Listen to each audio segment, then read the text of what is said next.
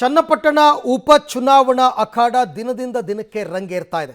ಅದರಲ್ಲೂ ಎರಡೂ ಪಕ್ಷಗಳ ನಾಯಕರ ನಡುವೆ ವಾಗ್ಯುದ್ಧಗಳು ಜೋರಾಗ್ತಾ ಇದೆ. ಈಗಾಗಲೇ ಪ್ರಚಾರದ ಅಖಾಡಕ್ಕಿಳಿದಿರತಕ್ಕಂಥ ಎಚ್.ಡಿ. ದೇವೇಗೌಡರು ನಿನ್ನೆ ಚನ್ನಪಟ್ಟಣದಲ್ಲಿ ಅಬ್ಬರಿಸಿ ಬೊಬ್ಬಿರಿದಿದ್ದಾರೆ.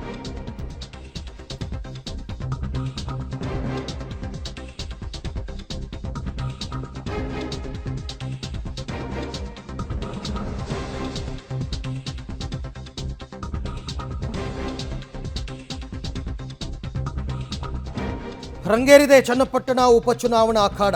ಚನ್ನಪಟ್ಟಣದಲ್ಲಿ ದೇವೇಗೌಡರಿಂದ ಈಗ ಒಕ್ಕಲಿಗ ಕಾರ್ಡ್ ಪ್ಲೇ ಆಗಿದೆ.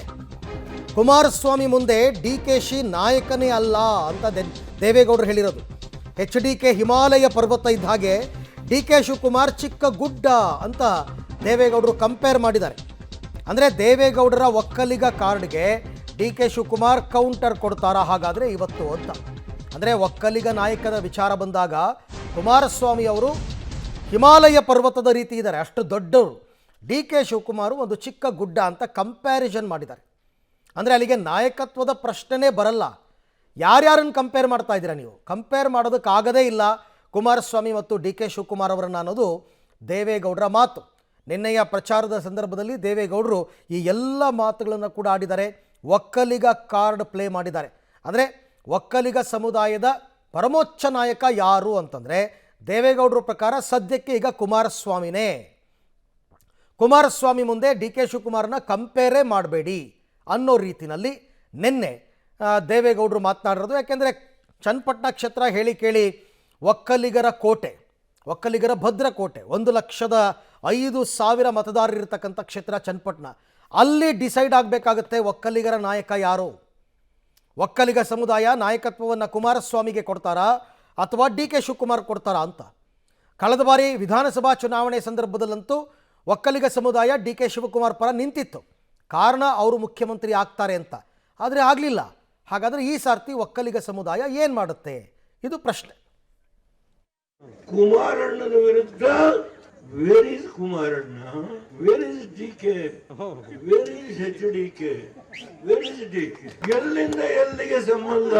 ಹಿಮಾಲಯ ಪರ್ವತಕ್ಕೂ ಇಲ್ಲಿ ಯಾವುದೋ ಒಂದು ಸಣ್ಣ ಗುಡ್ಡಕ್ಕೂ ಹೋಲಿಸುವಂತಹದ್ದು ಎಲ್ಲಾದ್ರೂ ವೇರ್ ಇಸ್ ಕುಮಾರ್. ಆ ಜನರು ಅವರು ನಮಗೆ ದೇವರಿದ್ದಂಗೆ, ನಮ್ಮ ಕ್ಷೇತ್ರದ ಜನತೆ ನನಗೆ ದೇವರಿದ್ದಂಗೆ. ಪಾಪ ಏನೋ ಮೊಮ್ಮಗನ ಎಲೆಕ್ಷನ್ ನಿಲ್ಲಿಸಿದ್ದಾರೆ. ಈಗ ನೆನೆ ಸಿದ್ದರಾಮಯ್ಯ ಹೇಳಿದ್ರೆ ಬೇರೆ ಮೊಮ್ಮಗ ಏನೋ ಮಾಡಿದಾಗ ಕಣ್ಣಲ್ಲಿ ನೀರು ಬರಲಿಲ್ಲ ಜನತೆ ಬಗ್ಗೆ. ಈಗ ಏನು ಬೇಕಾದ್ರೂ ಮಾತಾಡಲಿ, ಅವ್ರು ದೊಡ್ಡವರು, ನಾನು ಅವ್ರ ಬಗ್ಗೆ ಚರ್ಚೆ ಮಾಡೋಕೆ ಹೋಗೋದಿಲ್ಲ. ತುಂಬ ಬೆಣ್ಣೆನಲ್ಲಿ ಕೂದಲು ತೆಗೆದಂಗೆ ಮಾತನಾಡಿದ್ದಾರೆ ಡಿ.ಕೆ. ಶಿವಕುಮಾರ್. ಯಾಕೆಂದರೆ ದೇವೇಗೌಡರನ್ನ ಅಥವಾ ಅವ್ರನ್ನ ತೆಗಳಿ ಮತವನ್ನು ಪಡ್ಕೊಳ್ಳೋಕ್ಕಾಗಲ್ಲ. ಇದು ಅವ್ರಿಗೆ ಅನುಭವ ಆಗಿದೆ. 2018 ವಿಧಾನಸಭಾ ಚುನಾವಣೆ ಸಂದರ್ಭದಲ್ಲೇ ಸಿದ್ದರಾಮಯ್ಯನವರು ದೇವೇಗೌಡರ ಕುಟುಂಬದವ್ರನ್ನ ವಾಚಾಮಗೋಚರವಾಗಿ ನಿಂದಿಸಿ ಹಳೆ ಮೈಸೂರು ಭಾಗದಲ್ಲಿ ಸಾರಾಸಗಟಾಗಿ ಒಕ್ಕಲಿಗ ಸಮುದಾಯ ಸಿದ್ದರಾಮಯ್ಯನವ್ರನ್ನ ತಿರಸ್ಕರಿಸಿತ್ತು. ಹಾಗಾಗಿಯೇ ಡಿ.ಕೆ. ಶಿವಕುಮಾರ್ ಕೂಡ ದೇವೇಗೌಡರ ವಿರುದ್ಧ ನನ್ನ ಪ್ರಕಾರ ವಾಗ್ದಾಳಿ ನಡೆಸ್ತಾರೆ ಅಂತಕ್ಕಂಥದ್ದಿಲ್ಲ. ಬೇಕಾದ್ರೆ ಅವ್ರ ಟಾರ್ಗೆಟ್ ಕುಮಾರಸ್ವಾಮಿ ಆಗಿರ್ಬೋದು, ಅವರ ಟಾರ್ಗೆಟ್ ನಿಖಿಲ್ ಆಗಿರ್ಬೋದು. ಬಟ್ ದೇವೇಗೌಡರನ್ನ ಅವ್ರು ಏನೇ ಅಂದರೂ ಕೂಡ ಅದನ್ನು ಆಶೀರ್ವಾದ ಅನ್ಕೋತೀನಿ ಅಂತ ಬಹಳ ನಯವಾಗಿ ಡಿ.ಕೆ. ಶಿವಕುಮಾರ್ ಮಾತನಾಡ್ತಾ ಇದ್ದಾರೆ. ಹೇಗಿದ್ರು ಇವತ್ತು ನಾಳೆ ನಾಡಿದ್ದೆಲ್ಲ ಅವರು ಚುನಾವಣಾ ಪ್ರಚಾರಕ್ಕೆ ಚನ್ನಪಟ್ಟಣಕ್ಕೆ ಹೋಗ್ತಾ ಇದ್ದಾರೆ. ಅಲ್ಲೇನಾದರೂ ಮಾತನಾಡ್ತಾರಾ? ಕಂಪ್ಯಾರಿಸನ್ ಮಾಡಿದ್ರಲ್ಲ ದೇವೇಗೌಡರು, ಹಿಮಾಲಯ ಪರ್ವತ ಮತ್ತು ಚಿಕ್ಕ ಗುಡ್ಡ ಅಂತ. ಆ ವಿಚಾರಕ್ಕೆ ಸಂಬಂಧಪಟ್ಟಂತೆ ಏನಾದ್ರು ಕೌಂಟ್ರ್ ಕೊಡ್ತಾರಾ? ಇದನ್ನು ಕಾದು ನೋಡಬೇಕು. ಒಕ್ಕಲಿಗರ ಅಧಿನಾಯಕ ಯಾರು ಅನ್ನೋ ಪ್ರಶ್ನೆಗೆ ಅವರು ಆಡಿದಂತಹ ಮಾತು. ಬಟ್ ನೋಡೋಣ ಸ್ಟಿಲ್